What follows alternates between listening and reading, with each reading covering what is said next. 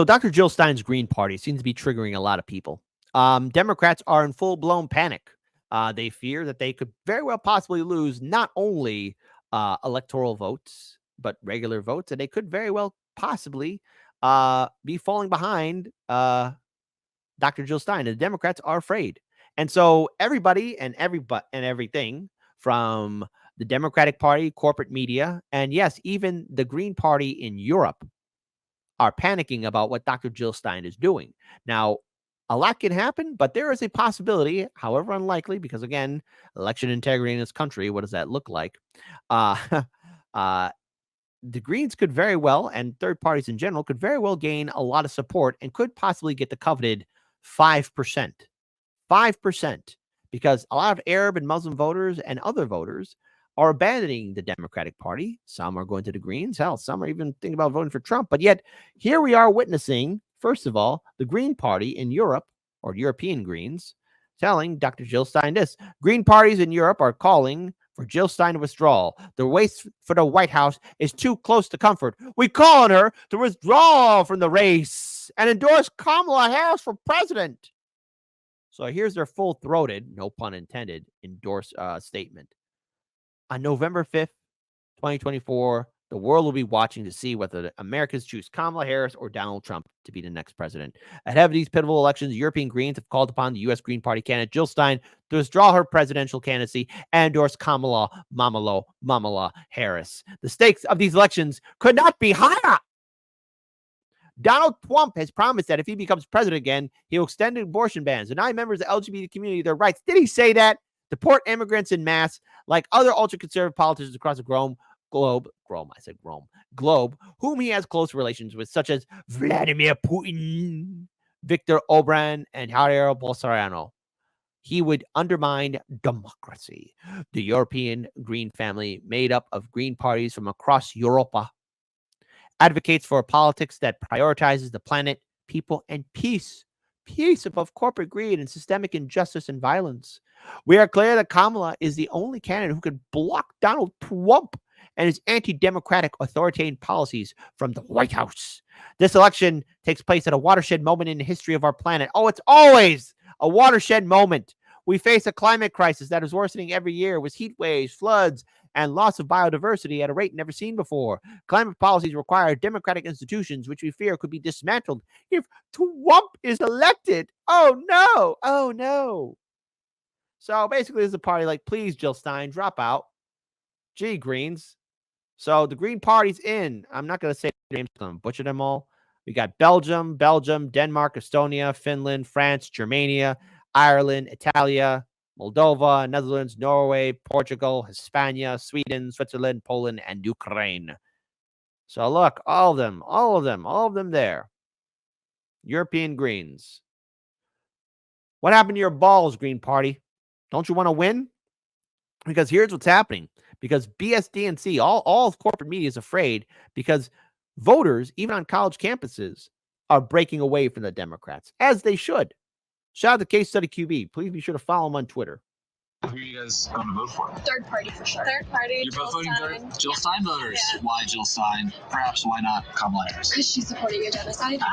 Yes, thank you, little girl.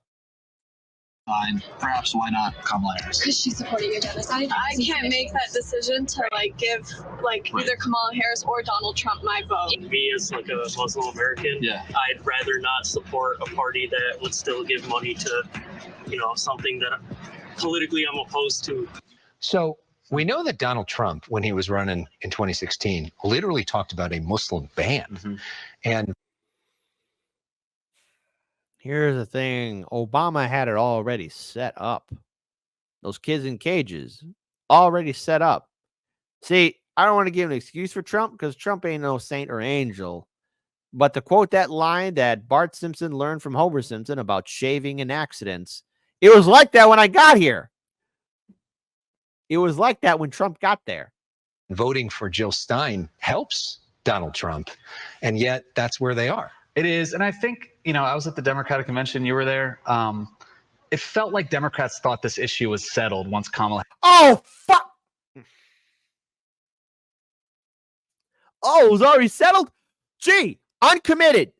Uncommitted leadership. They didn't let you speak. And not to mention liberals, I saw all of you. I played that video of all you liberals, not only men and women, white, black, everybody in between, mocking and laughing and ignoring people, especially the protesters outside, as they were naming the names of the dead children in Gaza.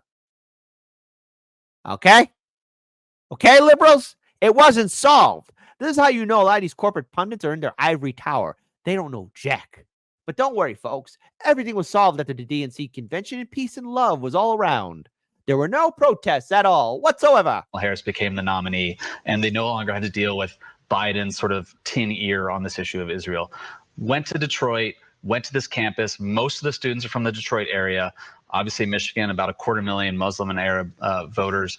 Probably only 1 or 2% of the vote. But it was really, really hard to find Kamala Harris support on that campus. Those Jill Stein voters, we found them without even looking. Gaza is a single issue. It's the single issue for those students. I left Michigan the other day thinking, okay, there still could be a little bit of an undervote for Kamala Harris in Detroit. They didn't care that much about Donald Trump. They wanted to protest. Nobody cares about Donald Trump. We had 4 years of Trump. Oh no, you know what? Just for everybody. Everybody, the deranged liberal. Ready? In 3, 2, 1. Oh no! Trump! He was president for 4 years. And then Trump, he wasn't president for 4 years, yeah? With Biden. And now he's running again. And now he's running again.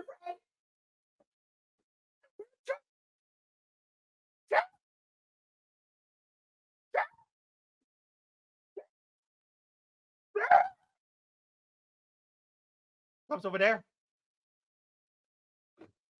Trump's over here. Trump is where?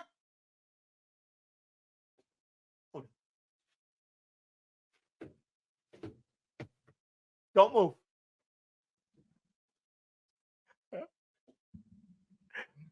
Donald Trump. He's right behind you. I mean, come on, man.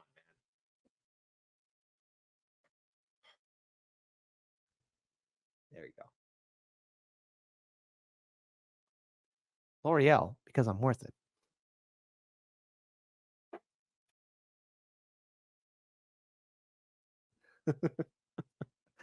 Anyways, yes, please enlighten us more, liberals. Protest Kamala Harris and the White House's support for Israel. And yet we know there's also, Melanie, a group of Jews who are very frustrated that the Democrats haven't supported Israel enough, and they're going to be voting for Trump.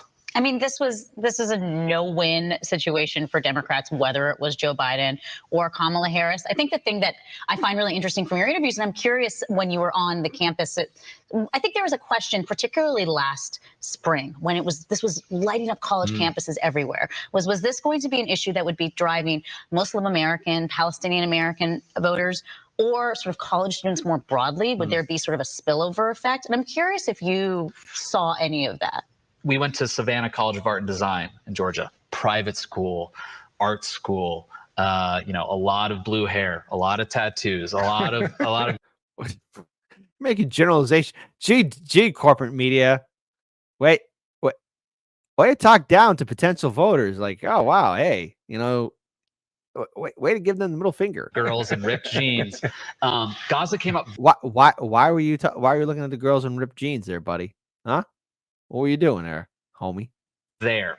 Yeah. And not to the extent that it did in Michigan, where it was the issue, but those students were more likely to talk about Gaza and Israel, less likely to talk about economic issues, healthcare, gas prices. That stuff came up at the commuter campuses, at the land-grant universities, at the public schools, among the Black and Latino voters. The economy.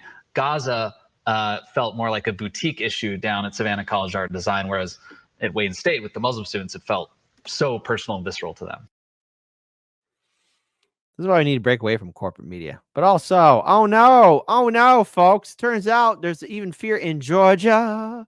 Georgia, that Jill Stein could be a spoiler for Kamala. You know what, liberals? Since you say that the Green Party and third parties in general are stealing from Kamala, I, as a representation and reincarnation of Lucky Luciano, say yes, we are. Third parties, yeah. You know what? Yeah. Because I've been trying to be factually correct about this the whole time. Like, no, third parties do not steal or spoil anything. You can't spoil something that's already rotten and picked clean. And let's face it, if a third party voter wants to vote third party, that third party candidate has earned that voter's vote. Simple as that. 1, 2, 3. So shut up. Hold on. Let's listen to more about triggered liberals being triggered by Jill Stein. About the Republican-aligned super PAC, which is sending texts to Democratic-leaning Georgia voters to cast their ballot for Green Party candidate Jill Stein. How much cash, how much resources is this PAC putting into this effort? Does Stein have enough support in Georgia to play spoiler for Kamala Harris? You never know in a state like Georgia. This is not a high dollar effort, but it's really indicative of the games that, folks on outside groups are playing in states like Georgia, which of course was decided by fewer than 12,000 votes 4 years ago. So even a small shift could make a big difference. We know from the AJC polls that Jill Stein has very negligible support. It's under 1%, right? Almost, within the margin of error. But, there is this concern from Democrats that if she siphons off just a little bit of Kamala Harris's support, it could pay dividends for Donald Trump's campaign in the long run. I'll tell you, it's that 11,000 something votes that Donald Trump called about. So you're right. Good.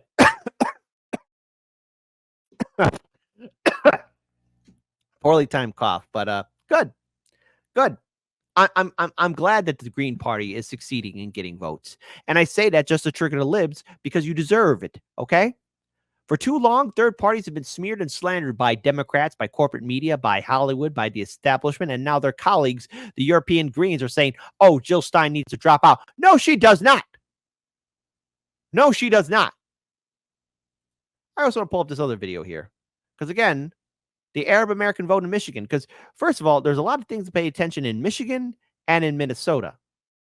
Because there is a very good chance, and yes, even in Georgia too, that Dr. Jill Stein could be gaining a lot of momentum there. Is there a possibility she could get that coveted 5% for this election that's going to happen tomorrow? There is a possibility. I don't want to put all my stock into it, but I will not deny that there is an avenue of approach in which the Green Party and maybe the Libertarian Party could earn enough votes for them to be federally recognized as legitimate third parties in the United States. And if that is the case, we could witness something that hasn't been seen here in a long time, the breaking of the two-party system hold. But it's more than that, an ongoing fight. And I do encourage people, if you are going to be supporting third party, if you're going to be a Green Party supporter, if you're going to be a Libertarian supporter, or any other independent candidate, now's the time to turn out to vote, okay?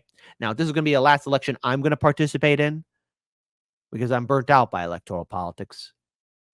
But I can promise you this. I'm proud of my diverse audience. I really am. I'm glad that we got Trump people. I'm glad we got Green people. Glad we got Libertarians. And yes, you liberals, I love you too. Shout out to my progressives. Shout out to all you beautiful people. But your vote is your vote. And we here at Hardlands Media will say this one last time. Vote however which way you want. The choice is yours. It's always been yours. And never let any bastard bully you. You fight. And you do what you need to do. You don't owe anyone a goddamn thing. And if you're not going to vote, that's okay too. However, I will make this one request. It's okay if you say no. If you live in a citizen ballot initiative state, find out what your ballot initiatives are. Vote for the good ones. Vote against the bad ones, of course, because yes, sometimes there are bad ballot initiatives. There are. And if you are still going to vote and maybe choosing not to vote, and maybe consider voting third party. But then again, the choice is yours. You don't have to listen to me. You make your own choice. And that's what we here at Hardlands Media encourage all of you to do. Do the right thing. Look at that smug liberal while I'm talking. Don't look at me while I'm talking to my people. One more video, though. because there's such fear for Jill Stein, so much fear in the air. I could smell it. I could taste it. And Gigi, the Arab American vote is not large across the country, but it could be decisive in Michigan. Absolutely. Michigan is home to the largest percentage of Arab American Muslim voters. And you remember in the primary that 100,000 voters here voted non-committed as a protest vote for the Gaza war. Now, we've talked to Muslim leaders, and many of them say they just can't bring themselves to vote for Harris. We went to a protest yesterday, but Muslim leaders and imams have come out supporting Donald Trump. Some have warned against Donald Trump, saying that he's even more pro-Israel than Harris. And of course, he was the architect of the so-called Muslim ban. We spoke to one Muslim voter, Zina, who says that her family has voted Democrat for 50 years, but that this time she's voting with the independent candidate, Jill Stein. And then one more voter I want to tell you about, George Ali, a lifelong Democrat. He actually helped open the Obama field office here in 2008. He says his ballot is sitting on his kitchen table. It is unfilled, and he's going to decide on election day. It is a nail biter here, George. Okay. Now, I want to play one more video. Okay, because corporate media, it could be overwhelming. And shout out to Case Study QB. I see him in the live stream chat. Listen, I have no idea how he sits through it, but at least want to have a good palate cleanser. I want to have a good palate cleanser before we end this segment. It's in regards towards the lesser of two evils. So let's play this video. They gave me 3 minutes to talk about something related to this election, but not specific to a candidate. And I can't think of what's more relevant than the idea that we must endorse the lesser of two evils, that we must somehow endorse evil, that if we fail to endorse one evil, that we are somehow responsible for the other evil. And they want us to believe that we only have two choices. Only. We don't just have two choices. And on top of that, we have absolutely the right to point out that if the election doesn't go the way that someone wants it to go, it's not going to be because we refuse to choose evil. It's going to be because they refuse to stop doing evil. They should never be able to convince us that democracy is ruined by our freedom of choice, that the elections are spoiled by us exercising choice in a system that is literally built on choice. Do not let them pathologize freedom of choice. Because if they are free to choose evil, then we are free to refuse it.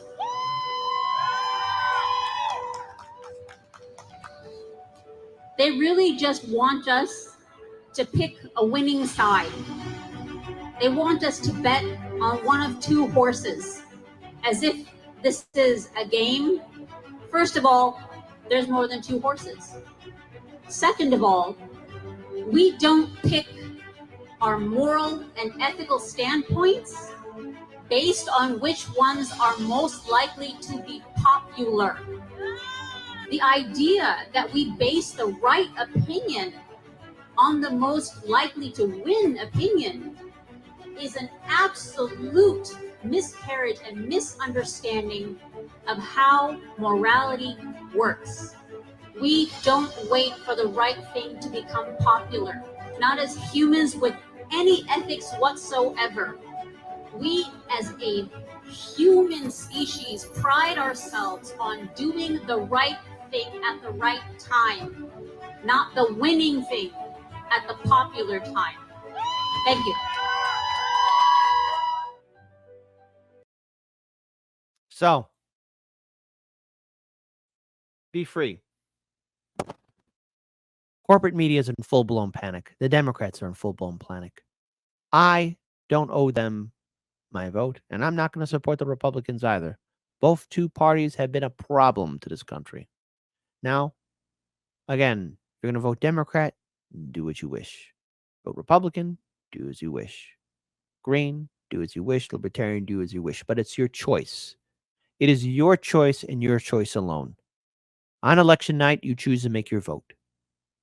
It's your choice. Nobody should bully you. No one should harass you. Don't feel guilty about making your choice. You've made your choice, and guess what? There are days we have to live with it. But it is your fundamental right to do so. And anyone calls you evil, just know this, that they are ignorant. They tell you that you're foolish. They try and bully you or talk down to you. Know this, that they are not brave. They're afraid that you made your own sovereign choice in which way you wanted. You owe these people nothing. And to anybody that's so upset that Harlan's media says vote however which way you want, well, yeah, vote however which way you want. I encourage my audience to do that, as they should. They're free thinkers, and they encourage me to be better. And someday, those who suffer from Trump derangement syndrome, you'll be free. Maybe after this election cycle, you can watch the Hard Lens media. We'll deprogram you. Come on out and hang out with us. You'll need some emotional support if election night goes the way I think it'll go. Until then, folks, my lovelies, my mornings, my sunshines, keep your heads on a swivel, drink that water. And tomorrow's the last day of this madness. And then we got 4 years under Kamala or Trump.